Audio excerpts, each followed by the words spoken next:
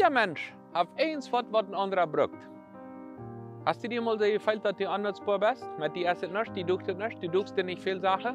Das hilft alle nicht mit dir. Für wem sie eingekalt wird, wer wird ab mir Haarchen? Das ist so leicht zu denken, das wird alle nicht funktionieren.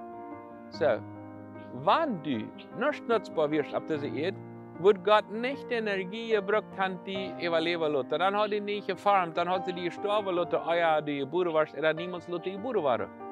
Wenn du lebendig bist, dann ist das eine klare Botschaft, dass Gott nach einem Ziel hat und dass für eins wird bist du nutzbar. Mit der Gabe, mit dem, was du hast. Vielleicht dein Lächeln, vielleicht deine Welt, vielleicht deine Tat, vielleicht deine Arbeit, vielleicht dein Armfutter. Eins wird bist du für eine Person nutzbar. Wenn wir checken, die Sonne am Strand, wenn wir einen Korn wegnehmen, passiert nichts, was keine andere oder ein Sonnenkorn weniger ist. Aber wenn alle Sonne wegnehmen vom Strand, dann ist das nicht mehr ein Strand.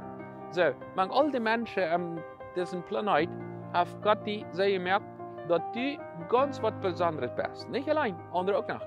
Aber dort, was du hast, das braucht eins wer. Kriegt in der Farm. So viele möchten eins, wenn ein größer Sonnenkorn sein, nicht bloß ein kleiner, nicht?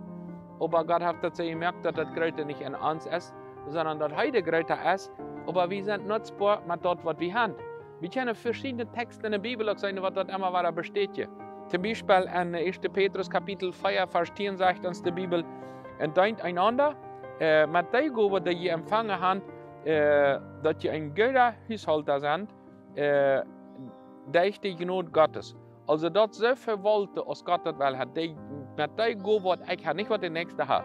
So manche haben wohl sagen, jeder mit der Gabe, was der Nächste hat. Aber ich will fein reden, ich kann wohl nicht mehr, aber wenn ich nicht fein reden kann, deswegen kann ich in dem Ende nicht stehen und das hält nicht.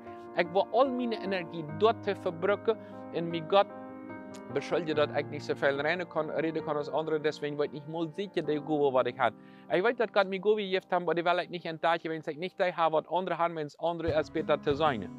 Er bist du bereit, als eine Kleinigkeit, vielleicht einen Lächeln, dass die Menschen die Hand abgeben, anderen zu lächeln, ein gutes Wort zu sagen. Er hat für bloß Hinterharsche. Manche, die nicht gut reden können, haben Gott gemerkt, dass die Hinterharsche kennen, dort ist ein Größtes, was Gott will haben. Eine Oase in dieser Welt zu bilden, ist die Menschen, die bereit sind, mit dort, was die Hand zu dienen, wenn du bereit wird für jemanden auf dieser Erde.